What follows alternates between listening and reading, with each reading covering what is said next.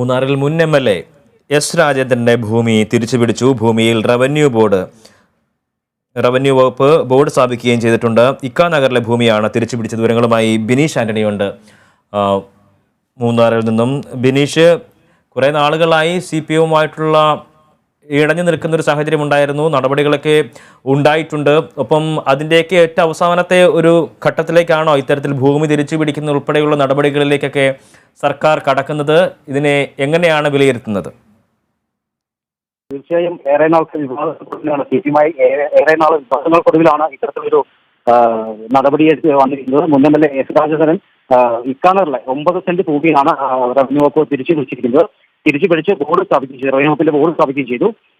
എന്നാൽ രാജേന്ദ്രൻ പ്രതികരിക്കുന്നത് ഇത് ഹൈക്കോടതിയിൽ കേസ് നിലനിൽക്കെ ഇത്തരത്തിൽ റവന്യൂ വകുപ്പ് ഉദ്യോഗസ്ഥർ ഇത്തരത്തിൽ തനിക്കെതിരെ നടപടിയെടുത്തത് ശരിയായില്ല, ഇത് താൻ ഹൈക്കോടതിയെ അറിയിക്കുമെന്നാണ് രാജേന്ദ്രൻ നമ്മൾ പ്രതികരിച്ചിരിക്കുന്നത്. ഏതായാലും അല്പശേഷം കഴിഞ്ഞ് മാധ്യമങ്ങളോട് രാജേന്ദ്രൻ പ്രതികരിക്കാമെന്നാണ് കിട്ടുന്ന വിവരം. ഏതായാലും CPIയും ഒരു ഏകദേശം ഈ ഭൂമി തിരിച്ചു പിടിച്ചതുമായി ബന്ധപ്പെട്ട് രാജേന്ദ്രൻ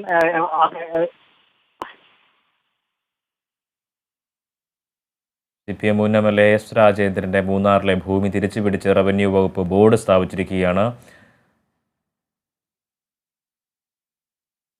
ഹൈക്കോടതിയിൽ കേസ് നിലനിൽക്കുന്നതിനിടെയാണ് ഇത്തരത്തിലുള്ള നടപടി ഉണ്ടായിട്ടുള്ളത്. അതിനെ കോടതിയിൽ ചോദ്യം ചെയ്യും എന്നുള്ള നിലപാടാണ് രാജേന്ദ്രൻ അറിയിച്ചിരിക്കുന്നത്. എന്തായാലും അല്പസമയത്തിനകം തന്നെ അദ്ദേഹം മാധ്യമങ്ങളെ കാണും എന്നുള്ള ഒരു സൂചന കൂടിയുണ്ട്. വളരെ കാലമായി CPIഎമ്മുമായും ഇടുക്കിയിലെ പ്രധാന നേതാവായിട്ടുള്ള MM മണിയുമായും ഒക്കെ ഇടഞ്ഞു നിൽക്കുന്ന ഒരു സാഹചര്യമുണ്ട്. ഇവർ രണ്ടുപേരും തമ്മിലുള്ള തർക്കം വളരെ കാലമായി തന്നെ തുടരുന്ന ഒരു സാഹചര്യമുണ്ട്. രണ്ടുപേരും പരസ്യമായി തന്നെ പ്രത്യാരോപണങ്ങൾ ഉന്നയിക്കുന്ന സാഹചര്യമുണ്ട്. ഈ സംഭവങ്ങളെല്ലാം തന്നെ അവസാനത്തിലാണ് ഇത്തരത്തിലുള്ള ഒരു നടപടിയിലേക്ക് കടന്നിരിക്കുന്നത്. എന്തായാലും ഇത് സംബന്ധിച്ച് അദ്ദേഹത്തിൻ്റെ പ്രതികരണം അല്പസമയത്തിനകം തന്നെ ഉണ്ടാകും എന്നുള്ളതാണ് മനസ്സിലാക്കാൻ കഴിയുന്നത്. ബിനീഷാണ് ഇടുക്കിയിൽ നിന്നും വിവരങ്ങൾ നൽകിയത്.